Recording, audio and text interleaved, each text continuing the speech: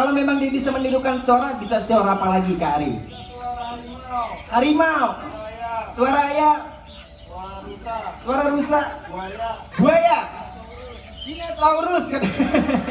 Oke, kita cari yang paling gampang dulu ya adik-adik ya. Suara ayam. Yang paling gampang dulu. Oke Koko, coba suara ayamnya Ko. Nah, jelas? Kurang, bukan lip sync ya Bapak Ibu ya.